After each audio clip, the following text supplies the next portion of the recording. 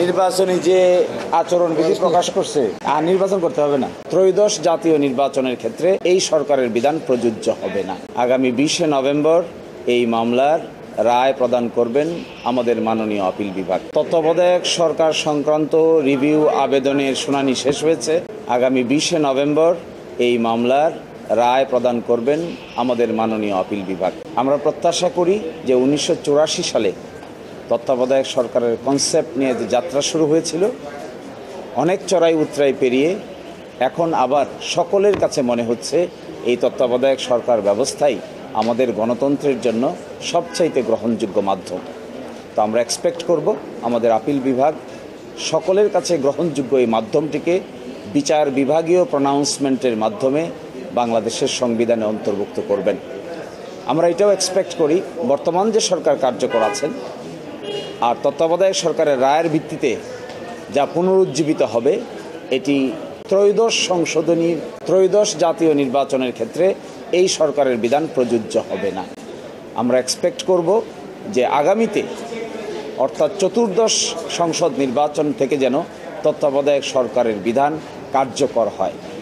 এবং আমরা এটাও মনে করি যে গণতন্ত্রকে যদি সঠিকভাবে এস্টাবলিশ করতে হয় তাহলে ফ্রি, ফেয়ার, ক্রেডিবল নির্বাচন ছাড়া গণতন্ত্র কোনো দিনই তার প্রাতিষ্ঠানিক রূপ পায় না।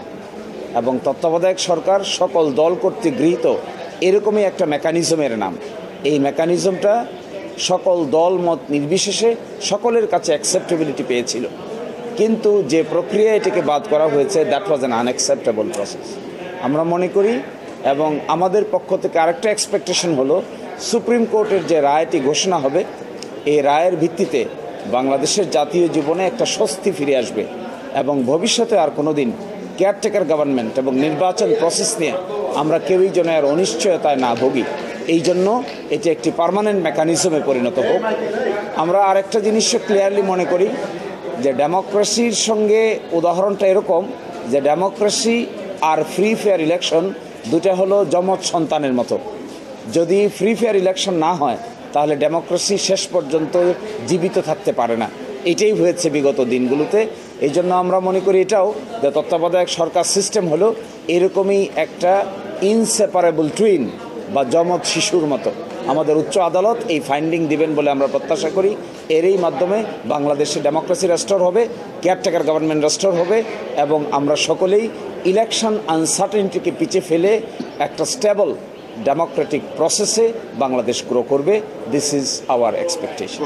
না, কোনো আইনের ব্যত্যয় এই জন্য হবে না, কারণ তত্ত্বাবধায়ক সরকারের বিধানে বলা আছে যে পার্লামেন্ট ভেঙে যাওয়ার 15 দিনের মধ্যে তা গঠিত হবে।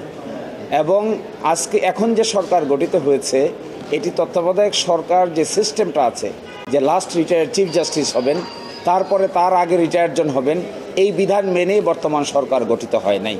ফলে তত্ত্বাবধায়ক সরকার যদি আপনি এখন বাস্তবায়ন করতে চাই তাহলে বর্তমান যে সরকার আছে এই সরকারের সিস্টেমের মধ্যে ওটাকে ফিট ইন করা আর পসিবল না। তাহলে কবে পসিবল হবে? পসিবল হবে from next parliament. This government is an interim government, this is not the caretaker government. Caretaker গভর্নমেন্টের nature and character is different, interim গভর্নমেন্টের nature is character is totally different. এই গভর্নমেন্টের 3টা ম্যান্ডেট, 1 নির্বাচন, 2 বিচার, 3 সংস্কার। কেয়ারটেকার গভর্নমেন্টের সামনে কোনো এজেন্ডা থাকে না, শুধুমাত্র রুটিন কাজ করতে পারেন এবং ফ্রি ফেয়ার ক্রেডিবল ইলেকশন আয়োজন করতে পারেন। তারা সংস্কারও করতে পারেন না, বিচারও করতে পারেন না এবং তারা কোনো ধরনের নির্বাচন ছাড়া আর কোনো কিছুতে হাত দিতে পারেন না। ফলে this government and caretaker government is two different dimension. এই জন্য আপাতত it is not possible to implement.